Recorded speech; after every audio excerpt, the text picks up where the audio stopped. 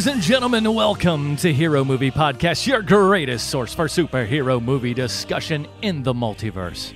I'm your host, Adam Portress, and he's wearing a flat cap as we speak. Sweet Sean Zakovacs from the internet. Has Nikolai Volkov walked into the Hartford Civic Center? What's happening? You bet your sweet bippy he has. Welcome back, everybody. This is an awesome national anthem. I know I'm supposed to hate it. I don't care. I love it. It's like, listen, we don't like a lot of the stuff you guys do, but this is a banger. Come on, how do you not feel some pride with that? That is a luscious score. I commend you for not doing what I would have done, which is play the theme to Tetris. So good job. Which is also quite an amazing Russian theme as well. Welcome back, everybody. It is International November, and we are starting off with Mother Russia here. With today's movie is a different one. This is a Bruce one, but yet Bruce is not here. So I'm not sure how we can really. Maybe I think he made a mistake. I think he made a mistake on this one. I totally do. This is the greatest pick that Bruce has ever made. Because it's this movie. This movie is magic. This movie is the best. You know when we were trying to figure out like a couple of weeks ago, like, oh hey, like we should see The One. You know, the movie The One. Remember? Yeah. And we really wanted that movie to be great, and it just wasn't. It was just a middle-of-the-road 90s action movie. It was just like, it's all right. It could be. But... This is the movie that I was hoping The One was. It is so freaking good. It's so good. Today, we are covering Major Grom, Plague Doctor, that is currently available on Netflix from 2020 or 2021, depending upon where you look and who says what. But we're going to be doing all kinds of international things this November here. So is that official International November? Yeah. Okay. This way I also could, I didn't talk about what we're going to be doing next week to you before the show and everything, but I think we'll be good with what's coming up next week. Ooh, what a tease right at the top of the show. Look, man, I need to bring this up now. I'm going to bring this up before we start the show official. Okay. No, please. Which is that, because I listened to the shows last week. And we apologize. You and Bruce make it sound like I'm handcuffing you guys from coming out with all of your really great ideas instead of what is actually happening, which is me saving you from yourselves. Hey, listen. Like, you guys make it sound like I'm this taskmaster and this horrible person who, like, I'm not doing that movie. That is not the way I am at all. It's literally like, Adam, stop talking about food because you sound like a stuck-up snob whenever you talk about food. Like, it's stuff like that. Like, you have the ability that when you're giving like a recommendation for food, the end of your conversation with that is usually like, why don't you throw a little paprika on there? It's like, hey, why don't you shut the hell up, dude? Nobody needs food advice from you nerd. It's like, that's what I'm talking about. Well, and so when Bruce is like, and Sean's gonna hate this. Sean doesn't hate superhero movies that are foreign. I love foreign movies.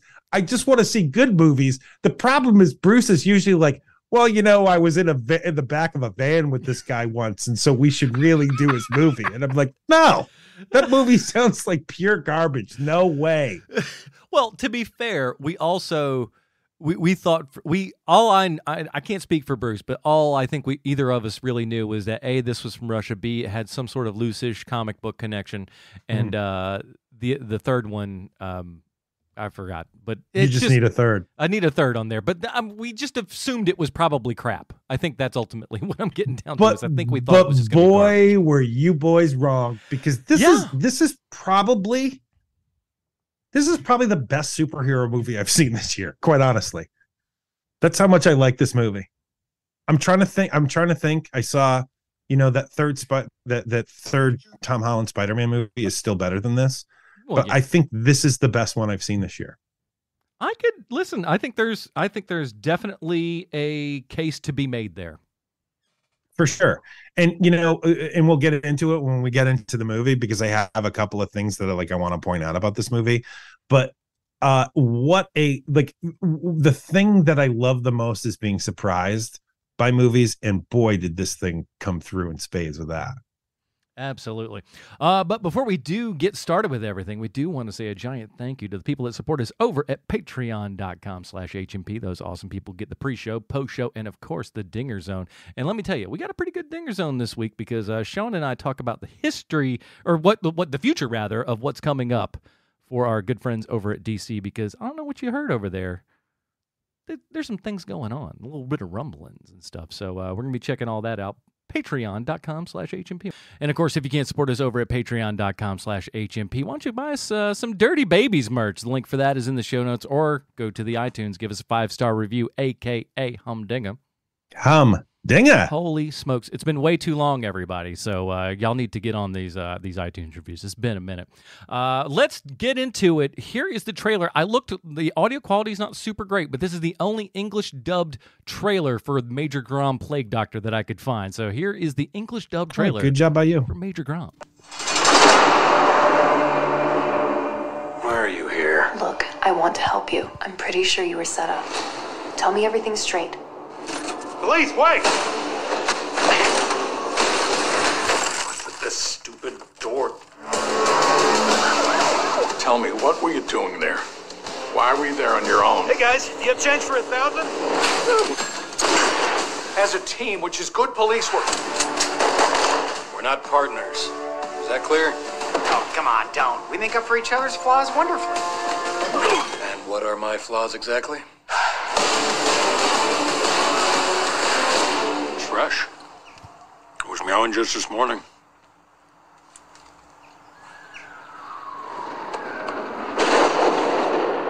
Our city is sick, being devoured by the plague of corruption, greed, and lawlessness.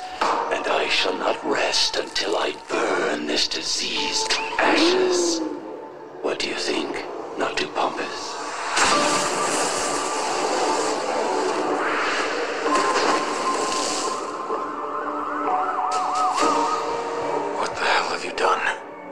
You wanted to make life in our city better. Do you have any idea how many people died? How many more will die?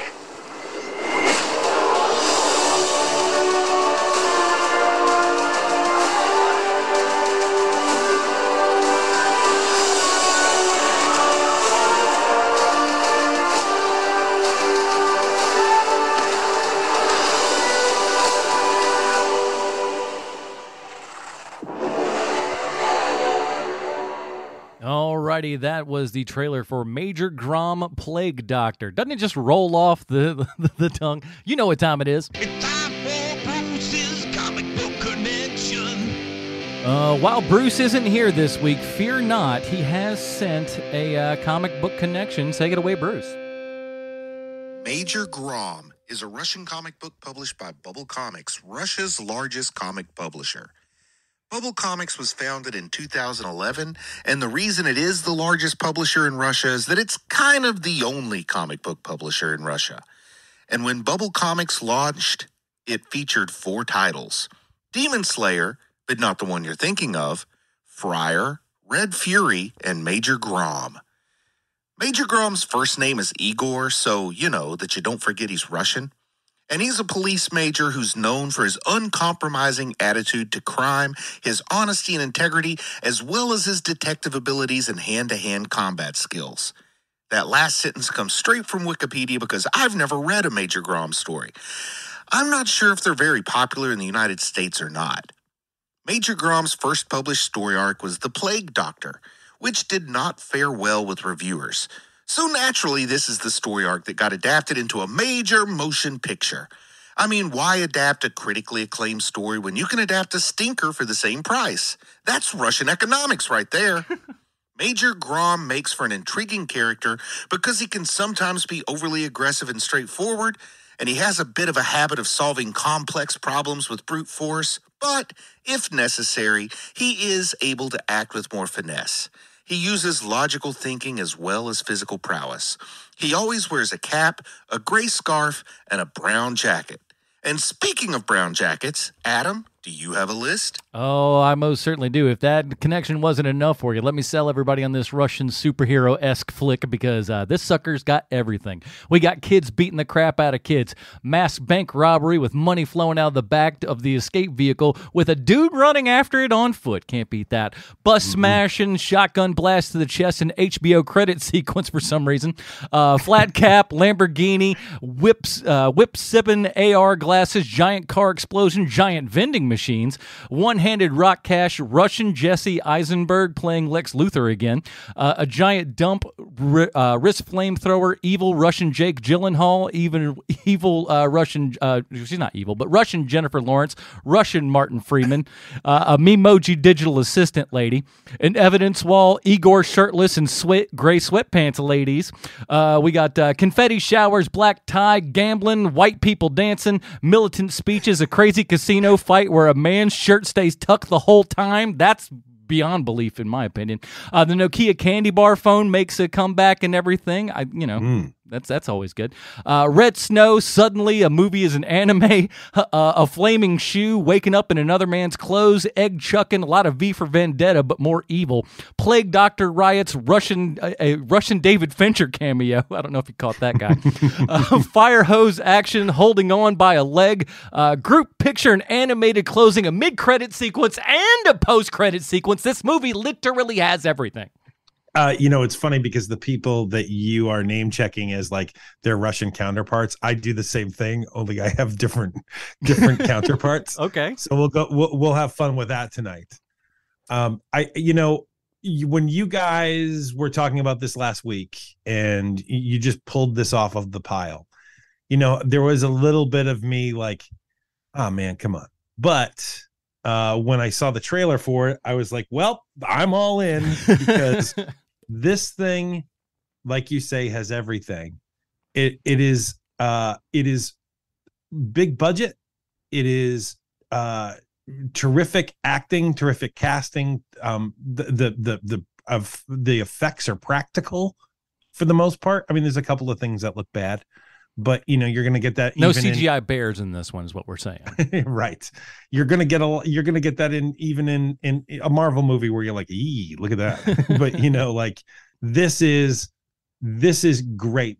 What this felt like to me, not in quality of movie, but in practical effects, was Terminator 3. Because if you watch Terminator 3 these days, what you take away from it is, wow, that has a banger ending. But 2, I can't believe all of the practical effects in this movie.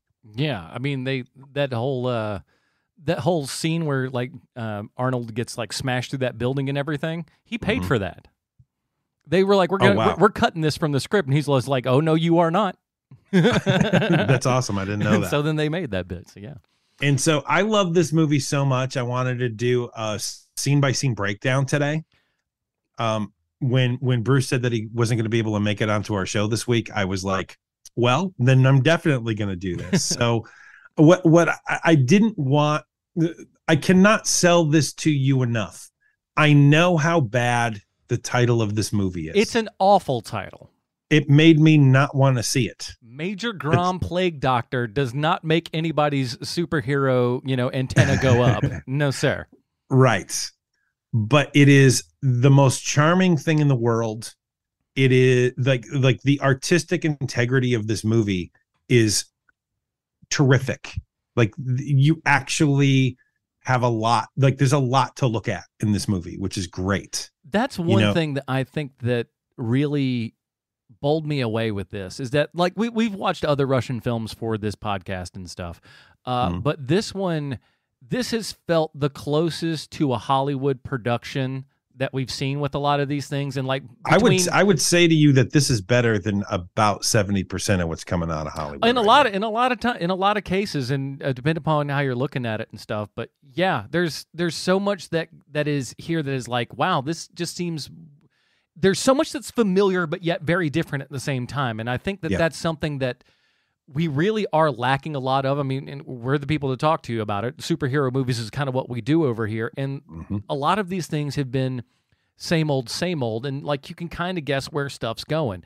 This was not that. I sure shooting didn't know some of the twists and turns that happened in this thing. Man, we'll get into it. Like, let me start the blow by blow. No, before you do that though, I do want to say we've got a little bit of help for some of the names of this movie, as our buddy and Patreon supporter Derek Slick Nightbard here. He actually speaks fluent Russian and has given us the name of the characters and their actor counterparts.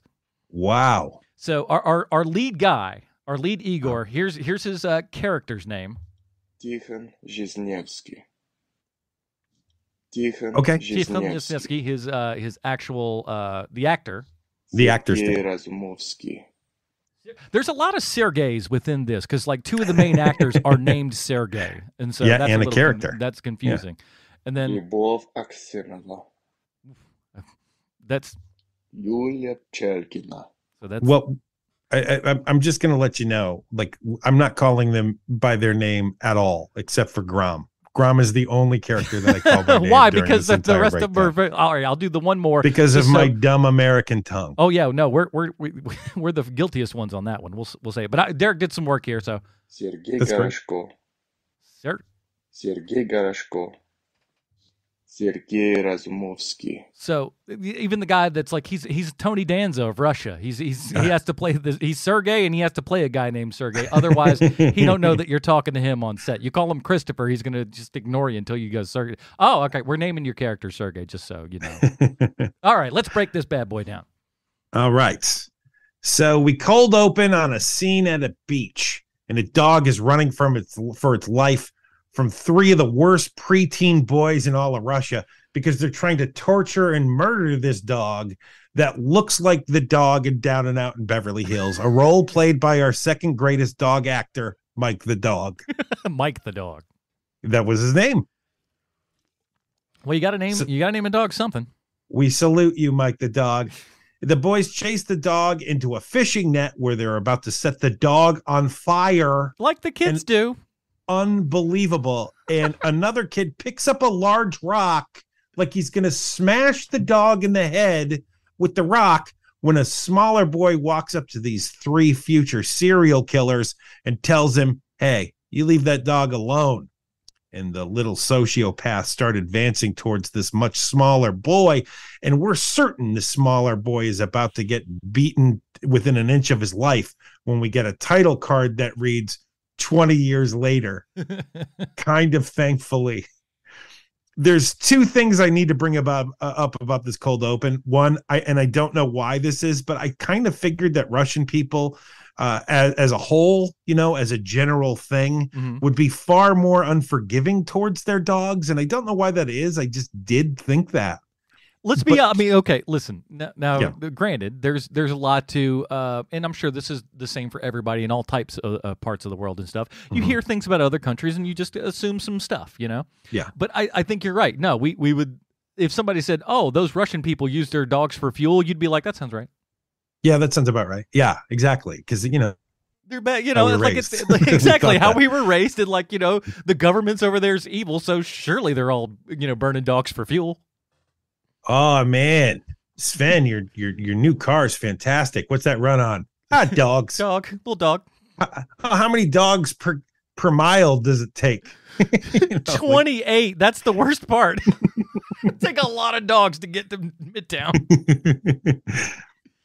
And so, thankfully we get the 20 years later, and I like, don't get me wrong, I'm very glad that this is here. That Russians love their dogs just as much as everyone else loves their dogs, as much as Americans love their dogs.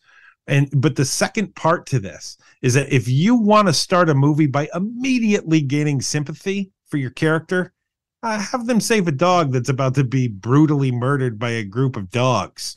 And if your credits don't come in quite right the first time, stall them and then have them come in later, which I thought was hilarious. I don't know why that was, but I thought it was so funny, and yet it worked. And I have to get my licks in here. Those three boys, if they when they grow up to be adults, all three of them Teamsters. 100%. Had to get that in there. Okay.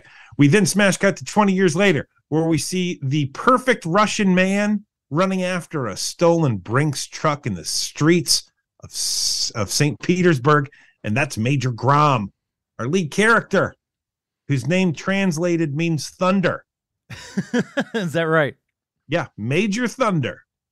He's got a newsboy hat on and a cool leather jacket. By the way, I haven't wanted a brown leather jacket until forever since I've watched this movie. I'm kind of like, ooh, that's a nice looking leather jacket right there. Well, that's an antique leather jacket that he's got. That's why it's so nice, because I'm like, oh, that's a good looking jacket right there.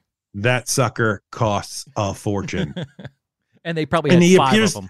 And he appears to be gaining on the three guys wearing the masks. And I looked in to see if the guys who are in the Brinks truck with the masks, if that's from something, because I wanted to see if they had a backstory, but I couldn't find anything. Do you know anything about those masks that those three guys are wearing? I don't, but I love the look of them. I think they're really, really great. I might even like those masks more than I like the masks in Nolan's.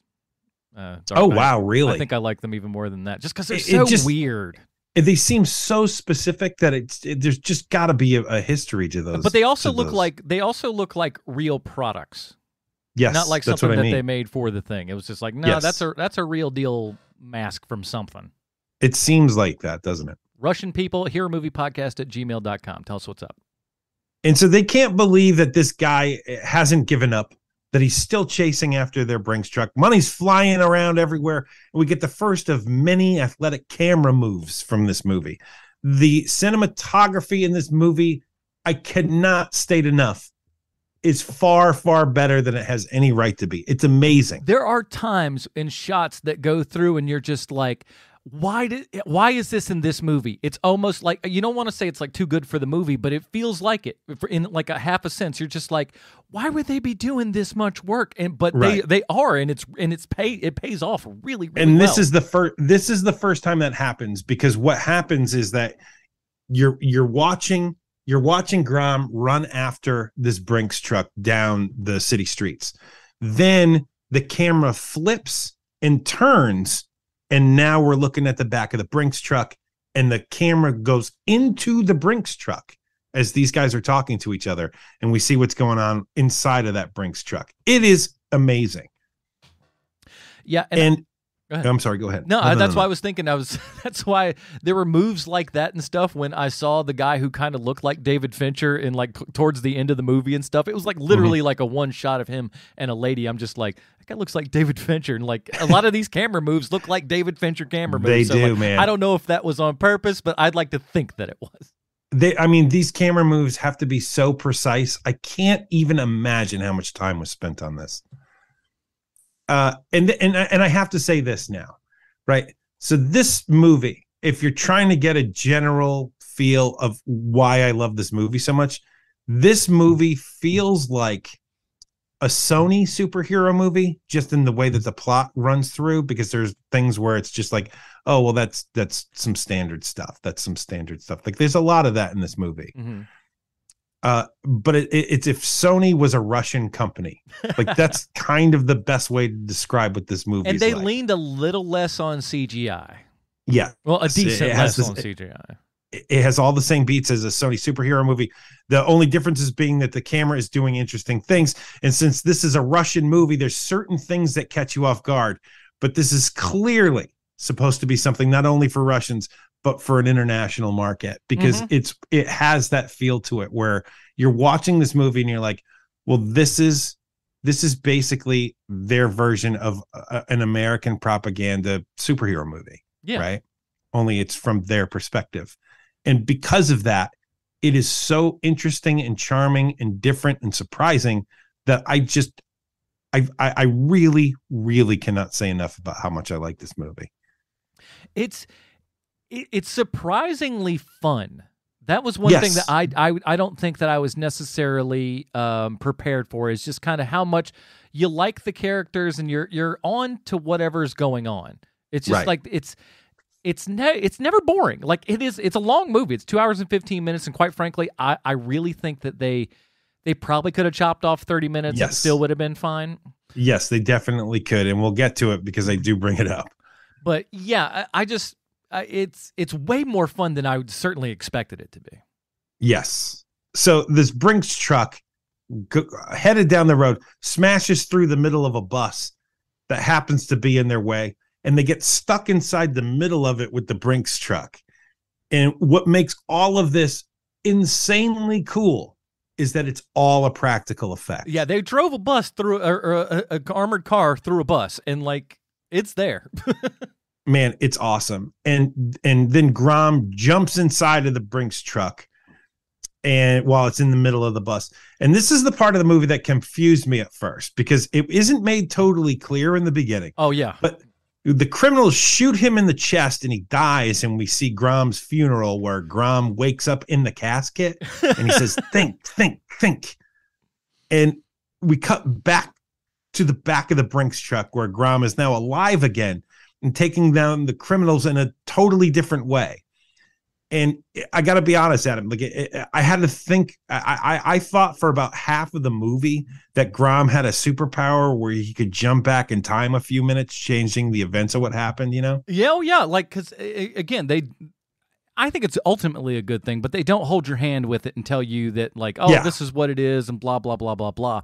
Yeah, totally. Think about it for those, just kind of an outside reference for people.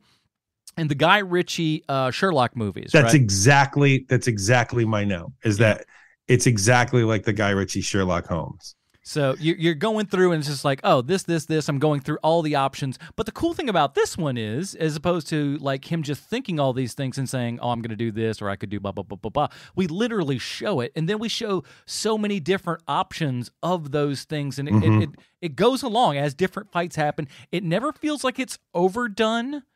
No, which is nice. No, they use it sparingly, but they do use it. But it's a way, and there's an awesome moment where he doesn't get to use it. Yes, which is really, really smart, and something that I just was like, yeah, oh, this movie is a lot smarter than you might give it credit for right off the bat, because they would he doesn't have enough time to do it. It's a really nice, surprisingly really nice turn. Yeah. Yeah, so he's like, as all of this is happening, as this fight is happening, in the background, the soundtrack that's playing, as like he keeps fighting them in different ways, the soundtrack that's playing, it can be best described as the Russian Ramones. Yeah, is playing. And let me tell you something: if you're going to start a band, you could do way worse than the name the Russian Ramones. Yeah, I mean, listen, they had Rocket to Russia as an album, so why not, bro? Do it. It's there. Yeah. So then he gets thrown out of the truck. Grom gets thrown out of the truck, and he steals a garbage truck, and he uses that to slam into the Brinks truck, saving the day. But when he does this, he destroys the St. Petersburg Square, the Brinks truck, the garbage truck, and a statue that's just been unveiled right in front of his boss, who is the same actor that's in Day Watch and Night Watch, and he looks a little bit like Russian Bob Hoskins. Oh, yeah, okay. And one of the criminals crawls over to Major Grom and asks the rated R version of this question, "Who are you, soccer player?" And Grom knocks him the hell out. And we get the sweet title card, Major Grom, the Plague Doctor. And all of that happens in like the first 10 minutes of this movie. It's unreal how much stuff happens in this thing. It is so fast. It is so furious. But it is. It's just like, oh, we're on to this new thing. And then, like you said, that's just the start. That's the cold open to this thing, essentially. Yeah. It's incredible. And so after the credits, we then start following around a new recruit named Dubin to the St. Petersburg police force. And the background music is joyous, hopeful, filled with violins. He's young and he's nerdy. And you know he's nerdy because he's wearing glasses. And the cop that's showing him around is giving him the business with jokes like mispronouncing his name. And we're supposed to hate this cop immediately. And it's a point that they drive home with him saying things like, you need to lighten up and you really need to work on your sense of humor, and generally just the type of things that make you want to punch this guy in the face immediately. Yeah. And as Dubin is being walked around, he's bumping into people, knocking things over, and he's wearing New Balance shoes just to ram home the fact that he's a nerd. And he looks like Elon Musk before the hair plugs and the HGH. Yeah. Like those before photos of him. It's like, oh, back in the PayPal days. Right, exactly. And we get the first of many Russianisms in this movie, where a guy who's brought into the precinct, he says, "Oh, we don't go to jail for domestic violence here." And the cop who's brought him in says, "But you beat up your neighbor." To which the perp responds with, "Well, he's like a brother to me." So it's fine. And to me, this is where the charm of this movie really shines through, where you will never see that in an American movie ever again. But domestic violence is totally fine here within your own home. Like, it's so strange and great, and it's something just so cripplingly Russian. It's so good. It's like, what do you mean? Why? It's so good. But then we finally land on what I am quite sure is Bruce's favorite character in this movie. And it's a guy that I will lovingly refer to as morbidly obese cop. Oh, yeah. That guy's great. He is. He's awesome. And he keeps showing up like over and over again. We're like, oh, yeah, I forgot about that fat guy. I totally forgot about him. And there's also a running theme throughout this entire movie where people keep trying to high five each other or handshake, and everybody keeps like missing, or like pulls it away just at the last second. Oh yeah, basically it was just like, you remember the things that you did when you were 6? Adults are doing that now. Too slow. And it's literally all throughout the movie. Like, I mean, it happens so many times that like you just become numb to the fact that that happens, because it happens no less than 10 times in this movie where people pull their hand away, or I'm not going to high five you. Like, that happens all throughout this movie. Oh, you didn't hear? Russia just got 1996. So as nerdlinger Elon Musk is being shown around the precinct, the boss shows up, who is Russian Bob Hoskins.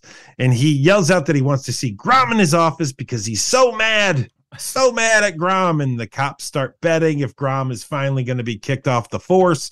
And morbidly obese cop bets against Grom. And so does the rest of the force. But we all know that Grom's not getting fired because he's the best damn cop in St. Petersburg. And the movie would be over in 25 minutes if we were just like, well, he's going home now. That's it. The end.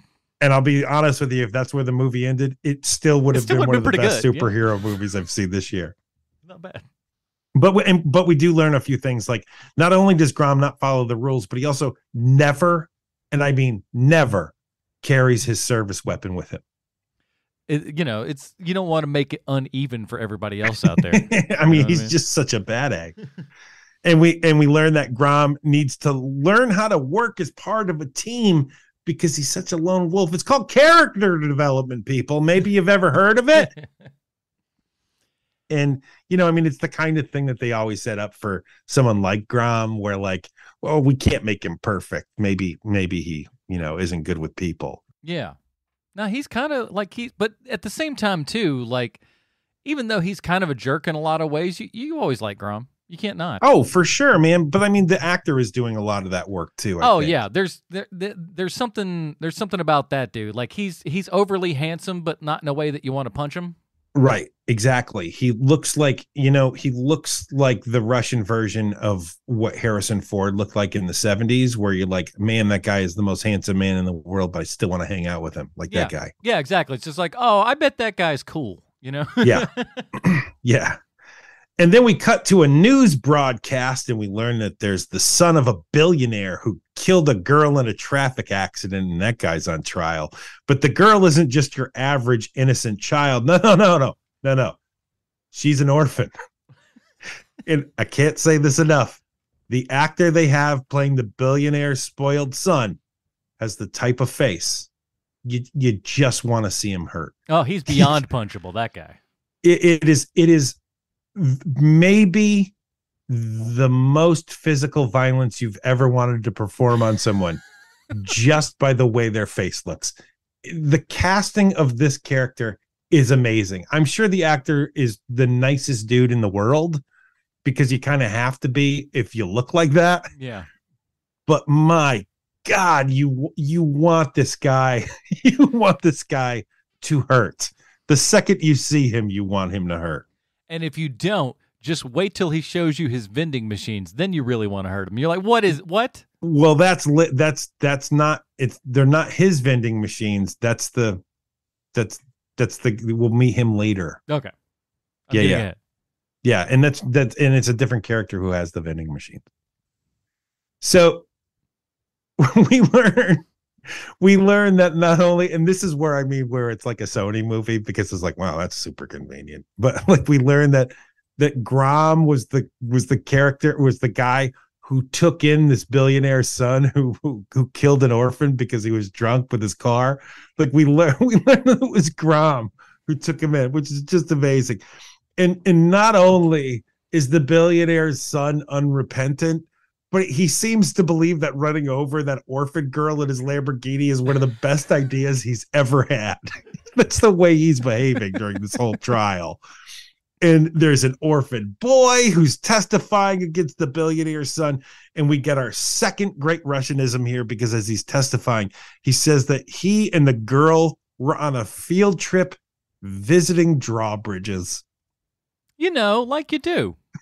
and listen, that's about as Russian as it gets. We're going to go see all the drawbridges in St. Petersburg, kids. Let's go. They all have two functions, up and down, up and Adam, down. You can watch them go forever. I am certain, because I know the town that you grew up in, what is the worst field trip you ever had? And before you finish, before you start, remember, you have the perfect ending if there's no finish to this story. Okay.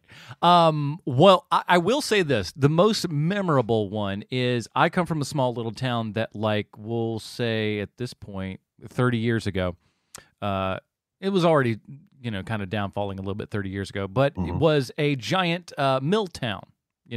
Had a like the Springs manufacturing plant and stuff, so they're making all kinds of textiles and things of that nature and stuff. So we went to the Springs plant to go through and to look at all the stuff. I find all that stuff fascinating. Everyone else hated it because I just, I like seeing all behind the scenes stuff. All the, to me that stuff's cool. But our teacher, who was I forget her name, but she looked at everybody and she just goes, "Hey, y'all," because everybody, you're in middle school. You're going to be a little bit, riled up and everything. Sure. She goes, "Hey, all of y'all need to sit down and be quiet because every single one of you are going to be working here." And I was just like, oh my God, that's awful. To which, even in like 7th grade, I was just like, not me. I was like, nope. Ain't no way. I was just like, I like looking at all this stuff, but I will not work here. I will not do any of these. This is not, no. What's wrong with you? And I just it felt like it just was so mean to me that she's just like, all of y'all are going to be working. I'm like, oh, no, I will not. And it turns out no one will work there because they shut the whole damn thing down. Yeah, they sure did. And a couple of those buildings too, the manufacturing buildings, the owners of those buildings were like, maybe I just burn it to the ground and collect the insurance money. Who knew?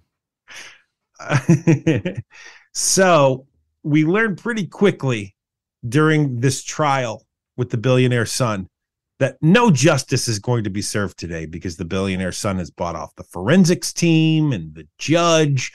And as he gets off scot-free, the billionaire son literally blows a kiss to the judge. And everyone's outraged, including Grom, but he leaves and heads back to his apartment. And now we got to talk about Grom's apartment here. Mm-hmm. Because it's a mix of what I like to think is the Crow's apartment and Hugo from the movie Hugo, who lived inside of that mall clock, if I'm remembering correctly. Yeah, it's down at the train station and everything. Yeah. Right. It's a train station, right? And Hugo lives inside the clock where he gets to see where everybody's going. Right. And that's basically where Grom lives. Yeah, pretty much. And what makes it like the Crow's apartment is that it's gothic looking and impossibly large for a cop in St. Petersburg. And there's what only makes it like a half a lemon in the refrigerator. Right. And what makes it more like Hugo's is that he has a massive picture window and he can just monitor the whole city from there, even though he's a poor cop who never has any money. Yeah. Or even money for food. So we learned that Grom has a perfectly working Nokia brick phone in this scene. Beautiful. Where he pulls out his brick phone and you're like, man, that thing is awesome. And like you get a little jealous when you see it because it's like mint condition Nokia brick phone. Mm-hmm. And it's a great character prop because, I'm wondering, one, like it's a choice, right? It's definitely a choice, but what is his monthly cell phone bill, you think? $15. like 15-20 bucks American for keeping that Nokia going. Yeah, hey, listen, still gets to play Snake, though. It is. He's got that going for him. I remember playing Snake on that phone. So he cross-cut this fact that he's got his Nokia brick phone with the biggest media network in Russia getting ready for a big announcement. And that's when we meet Sergey, who is a tech genius that looks exactly like Evan Peters. You know, Quicksilver from the X-Men. Yeah, he does. And American Animals. Like he looks exactly like him. And he's nervous and he's being consoled by his friend Oleg, who looks exactly like young Rasputin. and young Rasputin's telling him things like, this is your life's work. You're going to do great. And we start the press conference with Evan Peters. And this is another great shot in the movie because the filmmakers don't make it look like it's an Apple event, you know, kind of like the Tony Stark Expo and Iron Man 2. Mm-hmm. It more looks like its own kind of thing. Like there's a touch of Apple keynote, but there's a lot more, like it's a lot stranger than that. Like he's standing in the middle of like what looks like the lobby at MoMA. Yeah. Except it's all dark and black and awesome looking. And it's just an amazing use of space. And what makes it so great is that you don't have to fill up with tens of thousands of people because everything is, you know, like ribboning up to the sky. It's pretty awesome. Yeah. And it's one of those things too, where you're like, man, like they really are really smart, these filmmakers, because it looks correct. Like when you're watching this keynote, you're like, man, this really looks like authentic, even though there's probably 30 people in that room. Like It's really, really well done and really well put together. And anyway, so Evan Peters is telling us about his new plan for Russian internet freedom, which is called Together 2.0, which means you can go anywhere on the internet anonymously and it's all totally free and it's all totally legal. But we already know that something is up with Evan Peters because if you've seen any movie in the last 30 years, you know that the filmmakers aren't showing you a tech billionaire just because he's awesome. Yeah, it's never been like, and he's the best person ever. It's usually like, oh, he seems to have all the best solutions. Dum bum bum. Exactly. And so during the conference, it becomes public knowledge that the billionaire's son has been set free, which bothers Evan Peters, and he runs off stage and he talks to his buddy Oleg, complaining about how there's no justice in St. Petersburg. And that's when young Rasputin says, oh, there will be justice. I can promise you that. I love that guy. And like, I want to say this dude really, really looks like young Rasputin. Like he looks enough like younger Rasputin where it's like if Yahoo Serious made a movie in the 90s called Young Rasputin, he would look exactly like this character looks in this movie.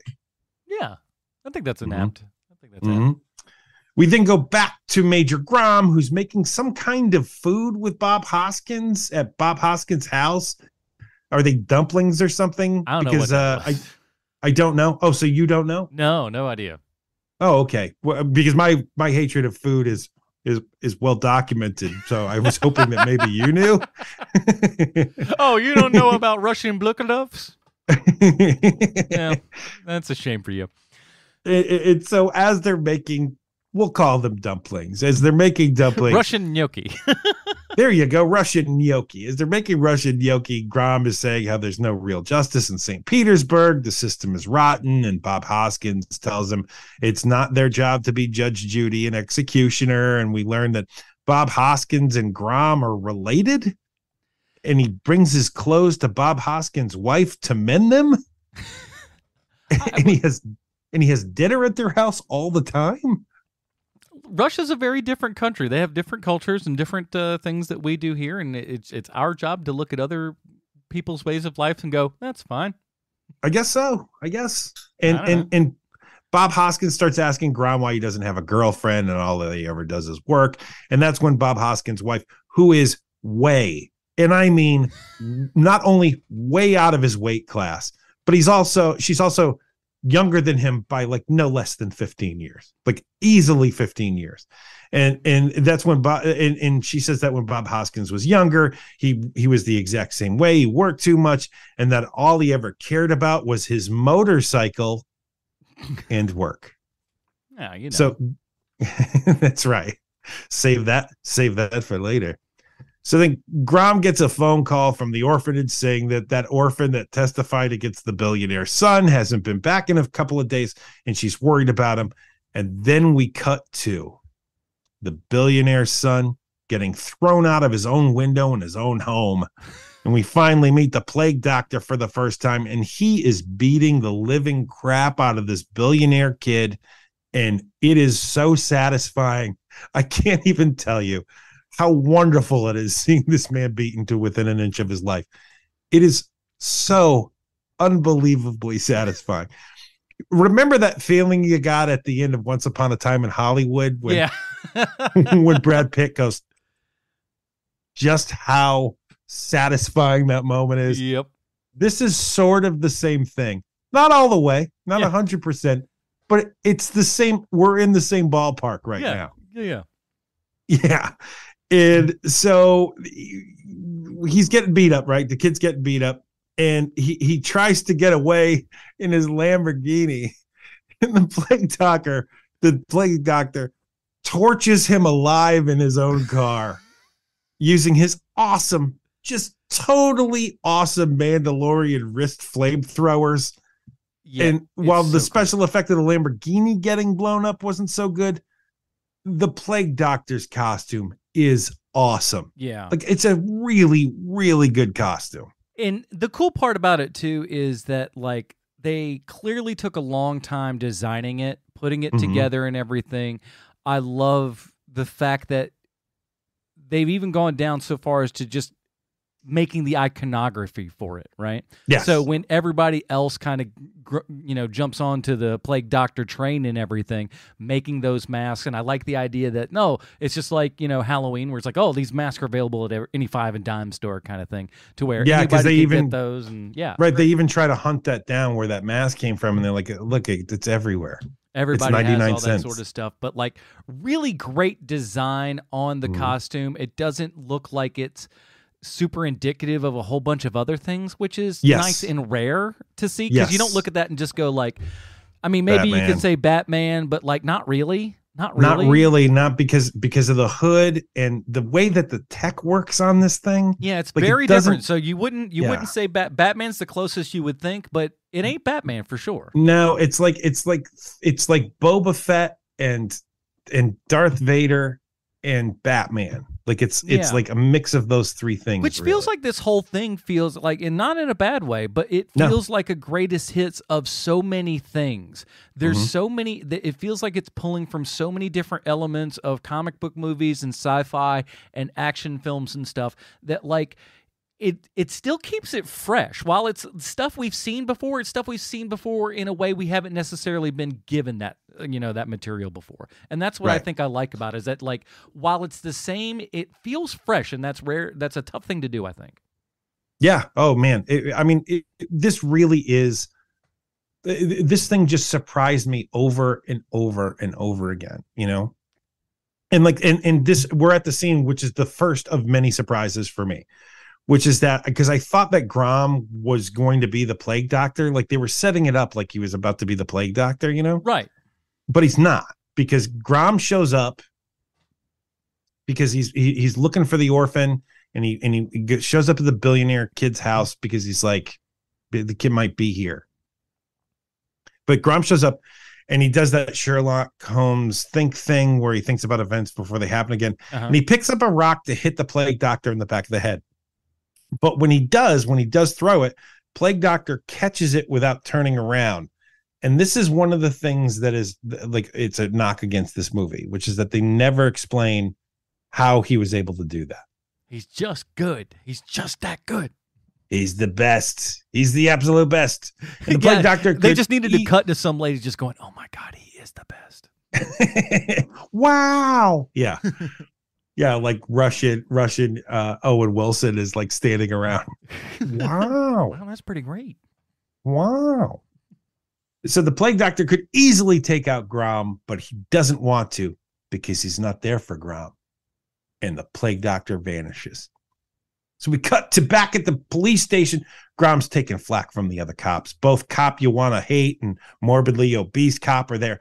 And we get another great Russianism here where they say, does he look anything like this? And they show Grom a picture of a blue character that's clearly from Russian lore. I have no idea what this thing is. Does he look like Papa Smurf? And cop you want to hate says, there's only one problem. He's immortal. And all the other cops are laughing. Oh, they're laughing. And I have no idea what they're referring to. And again, it just adds to the charm of the movie that I have no clue what they're referring to here. And I love it. I love that I don't know. It's like the Russian Gandalf or something. I don't know. Yeah, I mean, it's got to be something from like their mysticism, like lore or whatever. I don't have any idea. I love that I don't know. But if you do know the answer to this, let us know. Yeah. Yeah. Sir Derek the Nightbard, like Slick Derek the Nightbard, you like, if you know, let us know, man. But I do love that I don't know what it is. And so they're really laying into Grom when Bob Hoskins shows back up. Give me a second. I'm sorry. All right. Woo. That time of year. The plague doctor is in the house. It's just that time of year, man. So they're really laying into Grom when Bob Hoskins shows up and makes him scatter. And he tells Grom that they found the missing orphan and that there was no evidence left by the plague doctor. And we learn that the nerdy trainee can draw at this point because he wants to be Grom's partner. And Bob Hoskins tells Nerdlinger that Grom don't need no help. And Grom interviews the missing orphan. Grom knows that the kid isn't the plague doctor, but wants to know if he knows anything at all, to which the kid says, yes, the plague doctor is the real hero. And this is where I think things would go if Batman was real, Mm-hmm. Like people would be like, oh man, that's great. Like if there was a guy, not like Batman, but like a guy that was like running around murdering criminals in real life, I am pretty sure it would be like a 50-50 split of people like, awesome. We are so glad that you killed that guy. Oh, yeah. And people like, we don't want to, which is what, it's kind of what makes the Dark Knight Rises work. And it's what makes this movie work, is that you can totally see like 50% of the population going, that's our guy. Oh, yeah, for sure. And boy, oh boy, does this movie has a lot of Dark Knight Rises in it. It has a lot of V for Vendetta, like you said at the beginning, like there is a whole lot of that stuff. And Grom walks out of the interrogation room and morbidly obese cop says, open and shut case. Orphan is the plague doctor. To which Grom says, shut your mouth, fatty. Sit down, fat boy. Go eat more pie, stupid. And he walks away. I guess I gotta go. He literally does say to the guy, go eat more pie, stupid. He does literally say that to him. And we see something we very rarely get to see in cop movies or detective shows, which is actual research being done by Grom. He's drinking tons of coffee. There's a montage of him looking onto the internet about how to make a flamethrower and other references to crimes committed by the plague doctor. And he's done so much work over this past day that everyone else has gone home and he hasn't even noticed, where he finally decides to head home. And never been that guy. Can't be that guy. I don't know why. I don't want to be like that. Well, I've been here first in, last out. I'm like, all right, you're trying too hard. Come on. No comment from me. As Grom is going home, he sees a woman being accosted outside of his apartment.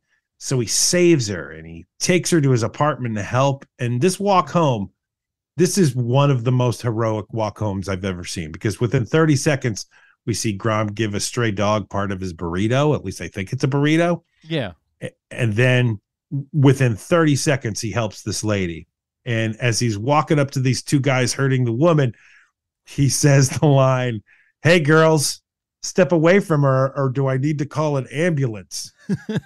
Which is something you would never, ever, ever hear said in an American movie. Can't do that anymore. And yes, it's totally culturally insensitive. I get it to say something like that. I totally get it. But Grom, totally the type of dude who would say something like that. And could get away with it. Absolutely. Absolutely. And I thought we were going to have a winner for World's Worst Wig Award in this movie, but because of this scene, but it turns out that was the entire point, that the lady getting accosted is actually a reporter trying to dig up dirt on the plague doctor. And she steals a bunch of evidence from Grom when she's in his apartment, when his back is turned. And then when she walks out, she takes off her wig. And that's when I realized that she looks a lot like the girl from Run, Lola, Run. Yeah, there's a little bit of that going on. And especially with not that only, hair. oh man, the hair is the reason why I say it. And not only was the reporter not in any actual danger because she had paid those guys to make it look like she was being mugged, but also when they turn on her for telling her they need more money, she completely beats the crap out of these guys herself, which is a good bit of business in this movie that is telling you more about the character than you would think a movie like this would say. Mm-hmm. It's just surprising all the time, this movie. And we go back to Evan Peters' tech genius's office, where he's going through social media to see what people are saying about the death of the billionaire's son. And we get another awesome piece of Russian culture when someone posts the line, "You had it coming, CIA druggie." Now, Adam, I think I know what this means. Do you have any idea of what this means? I mean, okay, the CIA and other three-letter agencies have often been known to be running drugs in a whole lot of things. Some also suggest that that's a lot of reasons why we still kept in Afghanistan for as long as we did. We were looking over poppy fields as opposed to actually doing anything, constructive. So maybe there's a little bit of some of that coming in there. Maybe that's it. I don't know. That's it. That's my best guess. That was basically my guess too. So we're in Evan Peters' office when who should show up but the plague doctor. And just when you think something is going to happen to Evan Peters, the plague doctor takes off his mask and he reveals that he's actually Evan Peters' best friend, young Rasputin. Now, Adam, did you see this coming, that young Rasputin was going to be the plague doctor? No, I didn't. Nor did I. That was one of the things where it was just like there's several times in this movie where, like I said, we're seeing a lot of things that we've seen before. So you think you're like, oh, okay, this is going to be, and then they take a little left turn on you every now and then, and you go like, oh, well, you know what? You're a lot smarter than I would have given you credit for. It's just such a great turn because he looks absolutely positively evil. So for him to be the plague doctor makes total sense to me. Yeah. And I was like, oh man, that's really great. Like, that's a really great way to do this. Because, it takes the emphasis off of this tech billionaire. Like, of course, there's something sneaky with the tech billionaire, but having it be his best friend that's the problem is just really a really nice turn, in my opinion. Yeah, it's different. Yeah. And so Evan Peters and young Rasputin have an argument over what justice actually is, and that he had to use a bunch of Evan Peters' money to buy his plague doctor suit. And this is when young Rasputin actually says the line, "Now I'm like Batman, except Batman doesn't kill. I'm way cooler. Because I kill people." That's so great. In case anyone had any questions about the type of movie you're watching, you are, in fact, watching a superhero movie. Although it's killing a Batman. Very strange one, which is why I love it so much. This thing is so strange. Then Bane starts to take over St. Petersburg for a while, and the plague doctor starts putting his message out on social media, and he kills a lady that's in charge of a corrupt bank, and he does it live on streaming, and everyone, for the most part, seems totally on board with this. There's a lot of townspeople, for lack of a better term, that are very down with anything that the plague doctor does. Yes. Yep. Like, absolutely. Like no questions, anything. It's like the plague doctor's doing it. It's good. Chalk it up as a good one. And then, so after the crime has happened, Grom shows up at the crime scene, And this is when we get a guy that looks like Lenin with giant fake teeth. And he shows up, and he clearly works for Moscow, and he hates Grom, and he's smiling that kind of smile that never hits his eyes. Like, the actor is doing a really good job with his like fake smile because it never hits his eyes. And he's everything you want in your government stooge for your movie. And he tells Grom that now he's off the plague doctor case because now it's a national thing. And Grom, you're gone. No one takes me off my beat. What did you think? What did you think of this guy, the fake teeth Lenin? Hey, listen, the teeth are the best part of the whole darn thing, I think. But Yeah. Listen, it's good. I'm trying to figure out where this movie absolutely had me at. But like, I will tell you, because I'll tell you where it had me, and I'm almost certain it's the same exact moment. Because you know, as much as we differ taste wise, I know that we're big fans of what I'm about to bring up in a couple minutes here, and I'm almost certain of it. Okay. So Grom gets put on a new case with the rookie nerdlinger, a case where 12 refrigerators are missing, which is like, you could not be on a more boring case. What an odd subplot for everything was the 12 refrigerators. It's so strange, man. And so they go to a part of town that's basically a landfill, and clearly the worst part of St. Petersburg, because Grom wants some answers about the plague doctor, and he's doing it on the sly. And so he asks Russian Huggy Bear for some information. And as Grom is getting information from Russian Huggy Bear, Nerdlinger is stuck outside the door as they're having their meeting. And just when you think Nerdlinger's about to get beat up by these huge dudes, he isn't, because he's an artist and he draws pictures of all these biggest, baddest dudes, and they all want drawings from Nerdlinger. And they all become friends, and it's a great moment and not what you'd expect, like, at all. And especially coming as someone that grew up drawing and everything, let me tell you something. That ain't getting you out of nobody giving you a whooping. It ain't happening. It's just not. It's like, hey, let me draw a caricature of you or something. Like, no, it's not going to happen. So, like, I just thought it was really neat. Oh, it's not. It's great, but it's also just like, oh, what fanciful world are we living in here? I believe the wrist flamethrower before that. So Grom gets the names of a bunch of guys that might know something about the plague doctor, and this is where we get to my absolutely favorite part of this movie. So Grom is trying to get information on the plague doctor from scumbags across St. Petersburg. And it is a montage scene. And not only is the montage scene funny, but because there's a moment where he goes to kick in a door, and instead of the door flying open, his foot just goes through, and he has to climb through the hole his foot just made. That was pretty good. And not only is everything perfectly cut together, so you know exactly what's happening at every moment of this montage, but the camera is moving 360 degrees from floor to ceiling. Mm-hmm. And so every single time he's interrogating a new person, it looks like they're flipping the sets over. And so you go from scene to scene to scene.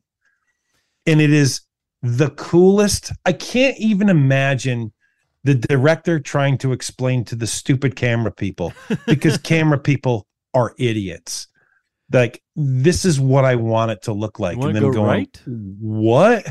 You wanted to go 360 degrees? I don't get it. And he's like, just trust me, this is going to work. And they're like, I'll do it, but you know, it's not going to, like, I can totally see them doing that.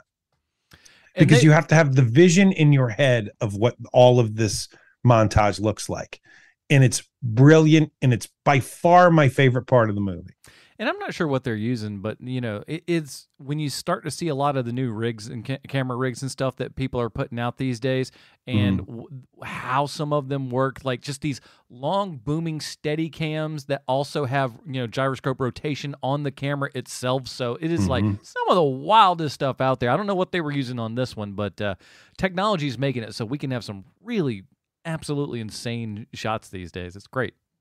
And not only are these shots amazing, because and that would be enough, like just how thoughtful and artistic this whole sequence is, but because you're watching a vastly superior movie to most superhero movies, they do this thing where Grom is getting visibly more upset the more people he tries to interview for answers, and no one has any answers. And so the more they move along, the more violent everything gets from him. And it's all still very funny, but it ends with a guy on fire and Nerdlinger has to put him out with a fire extinguisher. And it is such a nice bit of storytelling, and it's small, and you would never notice it if you're only half paying attention to this movie. Luckily for me, this is a movie where I never looked at my phone because it's just so well crafted and well done. This movie, I love this movie so much. Yeah, it's one of those, every time you turn, there's like something else that's like, oh, okay, what now? All right, this is a little bit different. It's just, there's always a little something to grab your attention for that scene to kind of push you through that scene to the next one even. Yeah. And, and we end all of this very athletic camera moves and storytelling.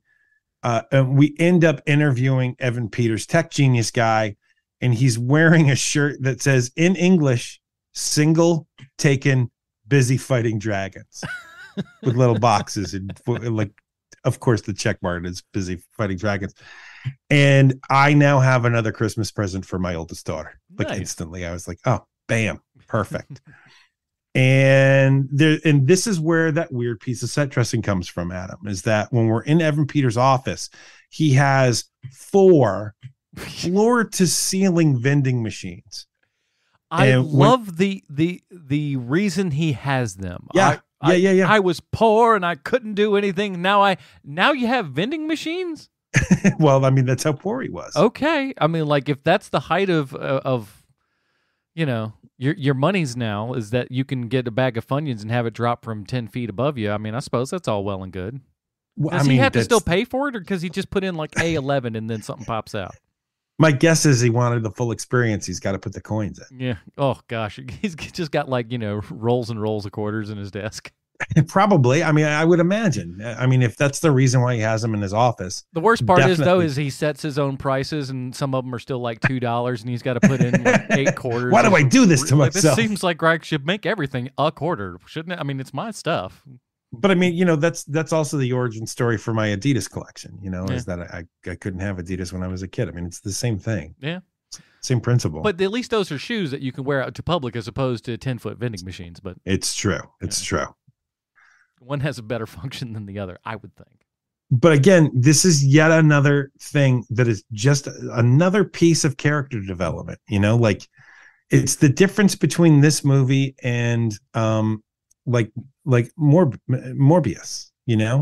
We're not just doing something because it's cool.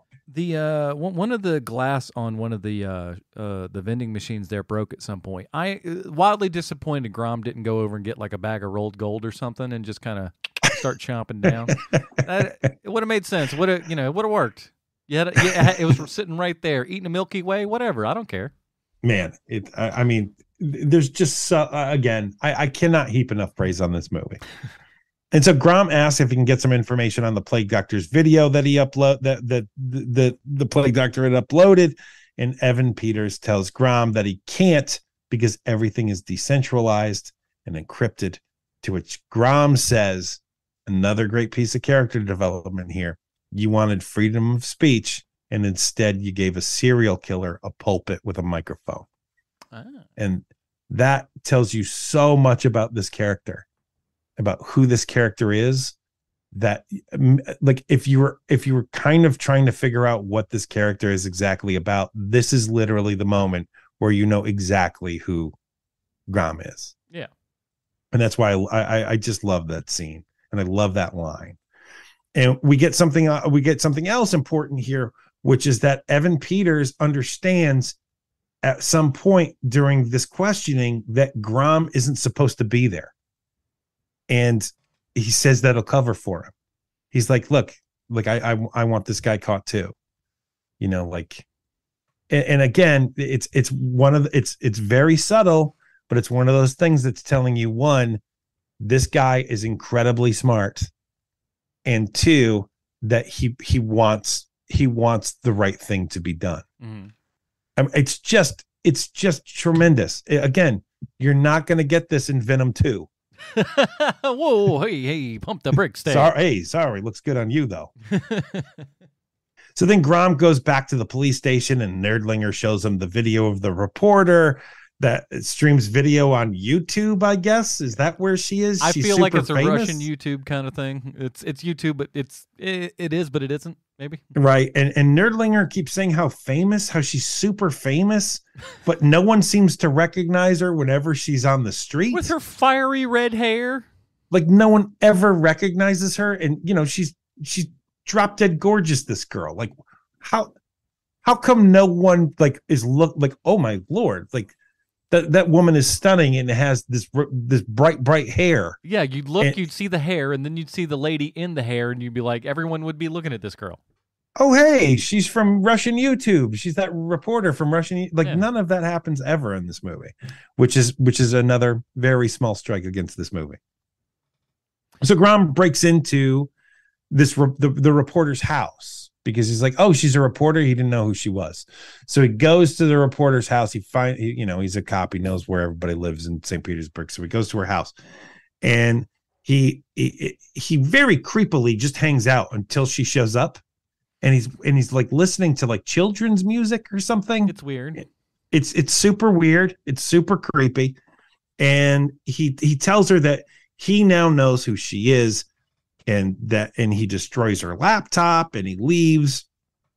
And this is when the plague doctor kills a guy who's been poisoning the town with his landfill in the crappy part of town.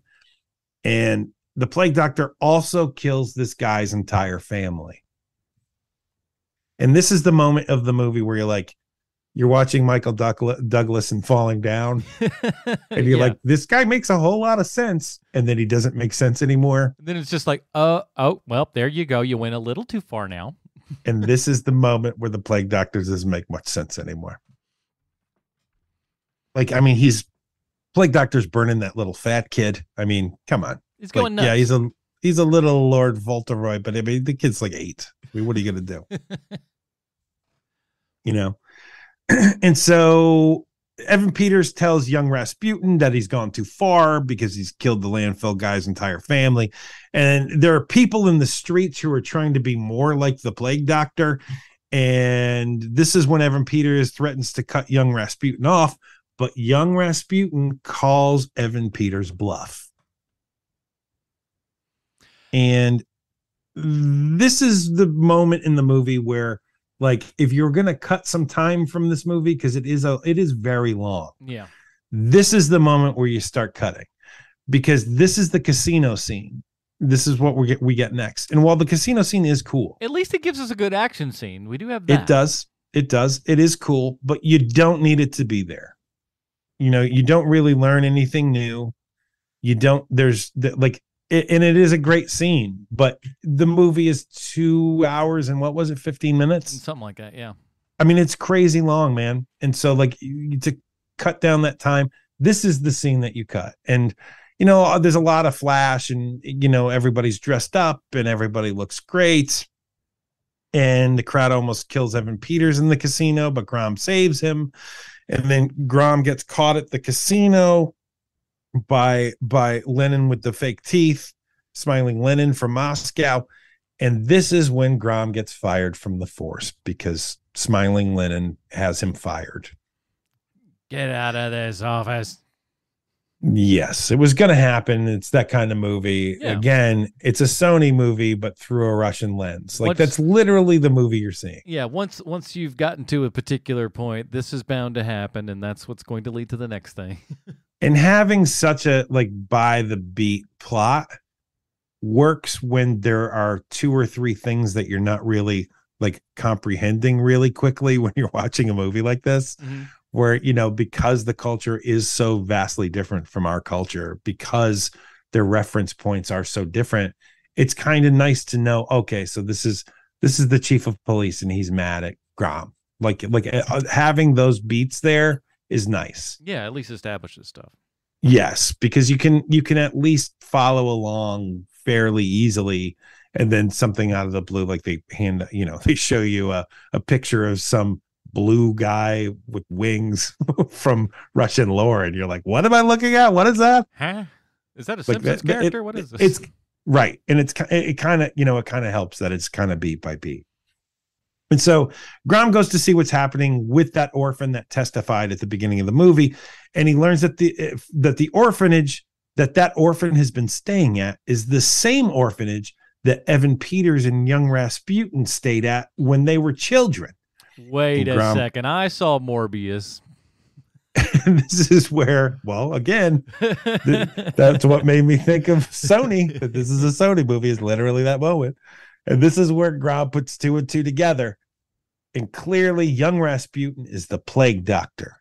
Except when Grom goes to question Evan Peters, we learn that young Rasputin has been dead for years, and that young Rasputin has been in Evan Peters' head this whole time.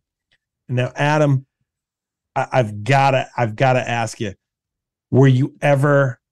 Did you completely fall for this, or were you kind of tipped off? I didn't know. I couldn't have told. I was just like, wait a second, hold on. This guy has been in his head the whole time. I was like, all right, different. This is a different movie now in a lot of ways, because now the things that you've seen that you've thought, and that's, again, I like this as a storytelling element, because we've been told the things that are kind of in his head. You know, right. Not the actual reality that was there, but the things that were inside his head. That's what we saw throughout all of those conversations and stuff.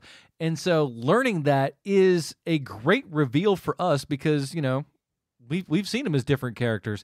But for whatever reason, the part that surprised me is that, like, I didn't care. I didn't feel like they were screwing me, you know? No, not at all. It totally works. Like, the reveal of this totally works for the movie.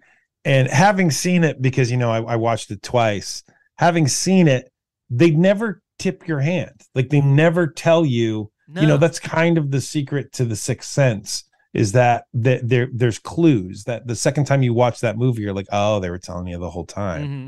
But with this movie, they don't. They're not telling you that this guy's fake. And it still works. Like you said, it still totally works. And then you also kind of get, like, speaking of more Sony, you get a Venom vibe as well at that point, because talking to himself and getting back off board, especially kind of towards the end and stuff like that. But so, yeah. Well, they're even making the CGI Evan Peters look like, you know, a little bit like Venom. Yeah. You know, he's all black and snaky, and his eyes look weird. Got a stretchy face, kind of. Mm-hmm. Yeah. And this is when we learn that the boy from the beginning of the movie who saved that dog was actually Evan Peters, which also got me. And that the way that he saved the dog from those 3 boys was by setting those 3 boys on fire and killing them. Yeah. So I guess we fight fire with fire in Mother Russia. It's amazing. It was really great, though. You're right. It was one of those that, like, when it went back, you're like, oh, it was him. Okay, all right, I like it. It's just incredible. And we learned that Evan Peters has had a multiple identity disorder his entire life, like even when he was a small child. And it turns out young Rasputin was actually the better imaginary friend. I mean, the kid was real at one point.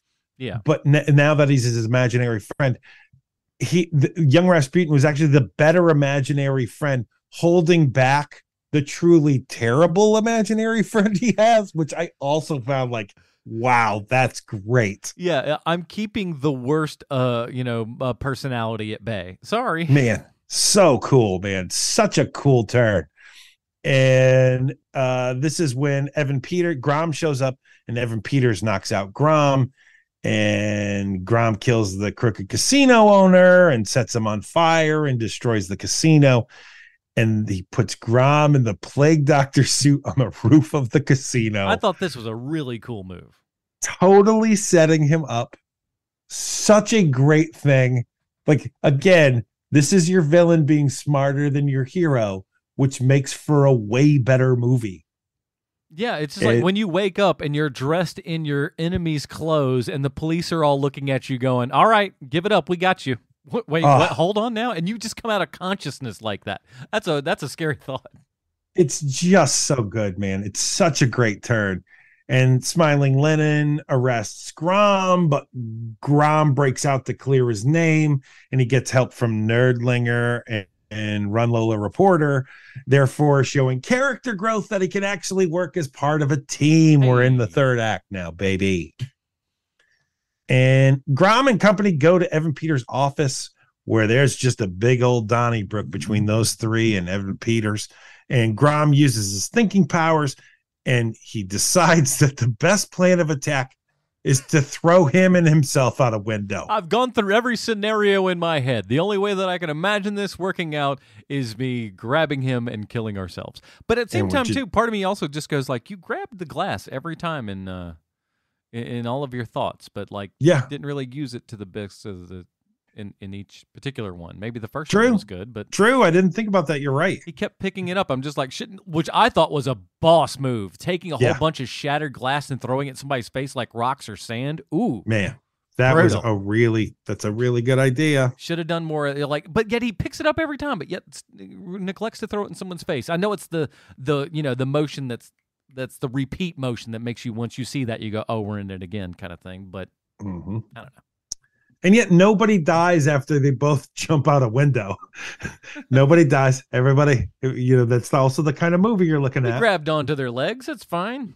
I know it. Kind of dumb, but okay. That's the movie we've got here, and that's totally fine by me. It's been wonderful so far. This is the biggest problem I had with the movie, and it isn't even that big of a problem. Nah. And they got him all tied up in his big old chair there. And Plague Doctor says, I've still won. Everybody thinks you're the Plague Doctor. But man, wouldn't you know it, now that he's part of a team, that Run Lola Reporter been taping the whole time. Oh, just classic. Like, it's so, like, it's dumb, it's silly, it's cliche, but somehow still works. And you don't really, I didn't care. No, not at all, man. And again, a movie like this that is so strange, you do need to have those very familiar beats just to keep going. It really was helpful. Yeah, it just brings you right back to that, like, oh, yeah, that's right. We are in this type of movie. Mm-hmm. Yeah.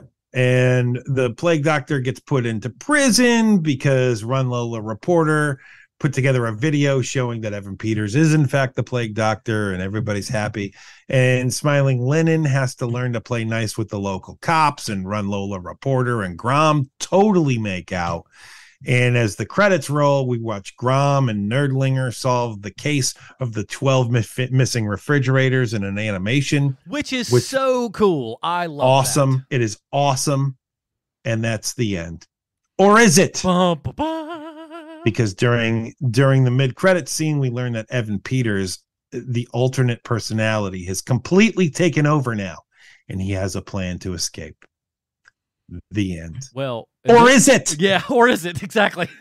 Because during the in-credit scene, we learn that young Rasputin, who we had thought dead for years, is still very much alive. Okay, I'm glad that you know who that is, because I saw the end and I'm just go like, maybe this is more Russian lore stuff. I don't know who we're talking about. So that was that guy.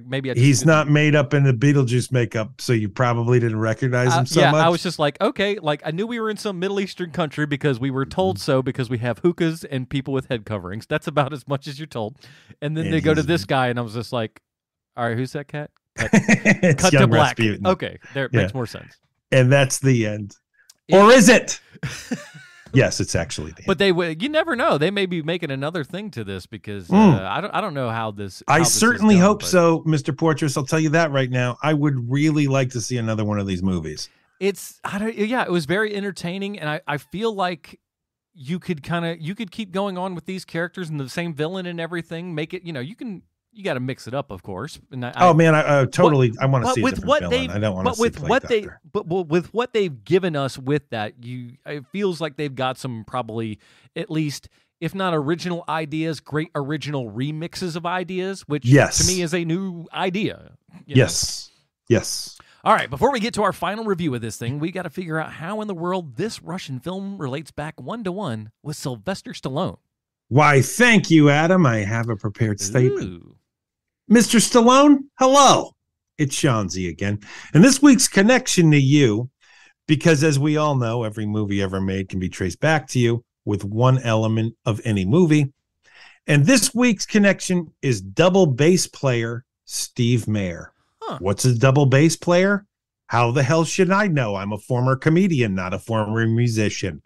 What I do know is that Steve Mayer has, get ready, 805 credits to his resume. Jeez.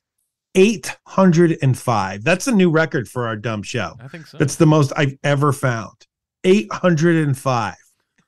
And the most amazing thing of all of this is that Steve Mayer has been working steady and solidly since 1989 on the totally unfunny comedy starring Sean Penn and Robert De Niro called We're No Angels. Oh, what's that you say, Mr. Stallone? You've never heard of it? Neither has anyone else because it's awful. But that's not the amazing part. The truly incredible thing is that Steve Mayer has been in the movie business for 33 years. He has 805 credits to his resume, and he's only worked with you on the same movie once. Whew. That movie, Guardians of the Galaxy Volume 2. Wow. I know. It's crazy. Holy cow. I know. Now, don't get me wrong. I'm forever grateful for this, but odds. I would have to find some dumb connection that would make people roll their eyes, and I don't want to do that. But how does a guy who has worked on everything only work with you once? Do you not have much of a need for a double bass guy? I could think of a bunch of reasons why I would need a double bass guy, and I don't even have my own soundtrack. But there you go, Mr. Stallone. This week's Stallone connection is double bass player Steve Mayer. I hope to hear from you soon. Your pal, Sweet Shawnzy from the internet. Good old double bass, always twice as good as just plain bass. Oh, so much better. Over here at Hear a Movie Podcast, we don't do any stars or letters or anything like that. We have our own patented Robin rating system. Now, I'll go first. Right. I was shocked. Like Me I said, too. Bruce came Shocked. into this and gave us a thing, for heaven's sakes, called Major Grom Plague Doctor.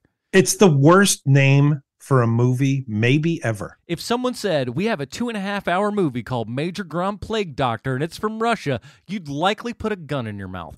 And you should. It's just awful. But I do have to say, I do understand it, because if you're calling him Major Thunder Plague Doctor, that's even worse. Yeah, I mean, listen, I don't know how you could fix it title wise, but story wise, action wise, I was shocked. It's a little bit like we said, you could cut 30 minutes out of this and it would probably make this movie even better than it already is, but it is quite a good movie. I'm going to go high Tim Drake on this one. Oh, wow. I for me, again, man, I say this every so often on the show. This is literally the reason why I have a podcast is this movie. This is the hidden gem that no one knows about, and we have found one.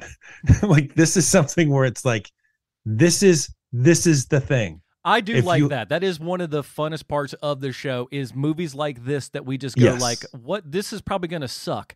And then it turns out we found a gem in the rough. And you're right. That is the best thing that we like doing, saying, hey, go look at this. You probably haven't seen it. Grom is not going to, put any butts in seats or anything here, but you need to see this because it's worth seeing. It's very different, but yet somewhat familiar at the same time as well. This is the best superhero movie I have seen in 2022. It is. And for that, it's a Dick Grayson. For the reason why I have a podcast is for movies like this, is that I did not know. If you were to tell me I was going to watch Major Grom twice when I have no free time, I would have called you insane. But it is just that good, this movie. Like I'm pretty sure I'm going to see this movie again. Because I want to learn how they did that gimbal trick with the 360 from floor to ceiling. I want to know how they did that. And so maybe I'll just watch that sequence again. But my God, man, like the second that starts running up and the music is perfect and the acting is perfect and it's fun and funny and informative. It's what turned this movie from a very good movie into my favorite superhero movie this year. Well, there you have it, ladies and gentlemen. What other endorsements do you need than that? Check out Major Grom Plague Doctor as available on Netflix right now, and that'll do it for this giant episode of Hero Movie Podcast. We did a deep dive on this one, but I might have overshot because Bruce wasn't here. That's okay. Listen, honestly, but I think we needed to talk about the stuff that happened in this movie because there's so much of it. B, it's just so bizarre and weird.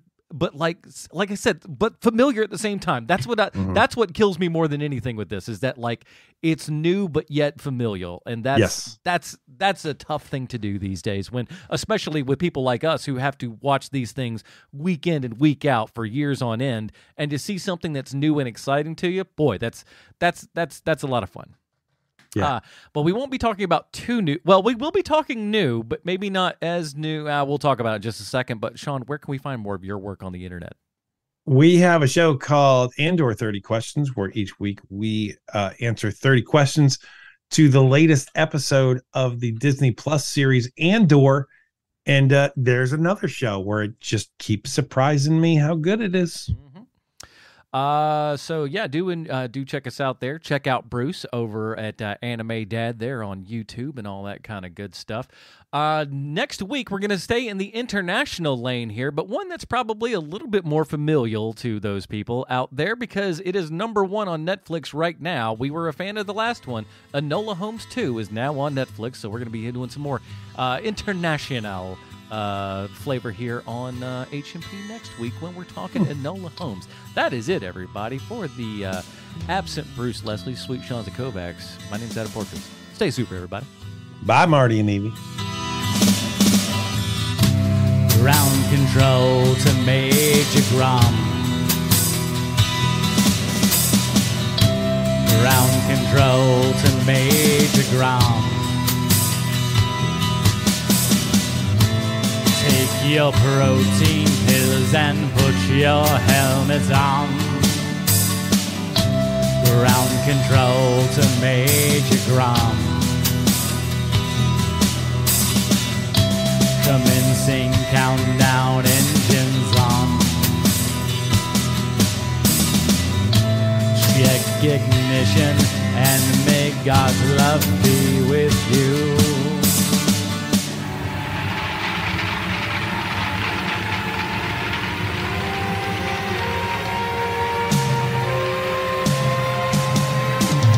This is ground control to Major Grom.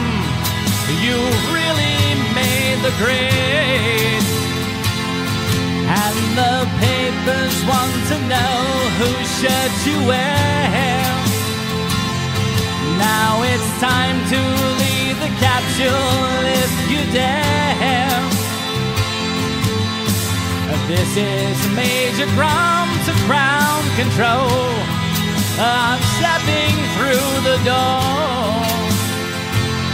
and I'm floating in the most peculiar way.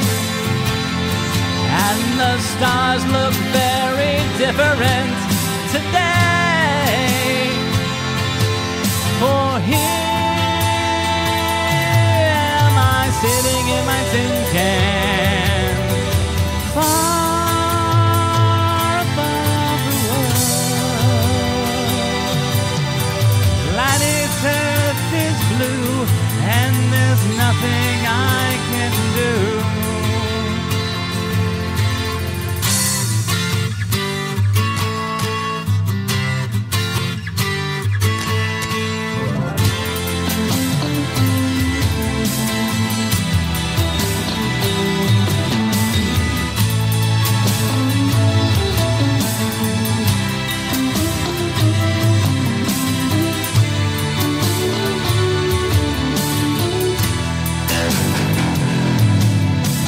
Though I'm just 100,000 miles, I'm feeling very still.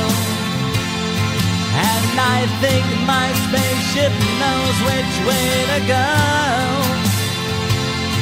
Tell my wife I love her very much, she knows. Ground control to Major Grom, your circuit's dead. There's something wrong. Can't you hear me, Major Grom? Can't you hear me, Major Grom? Can't you hear me, Major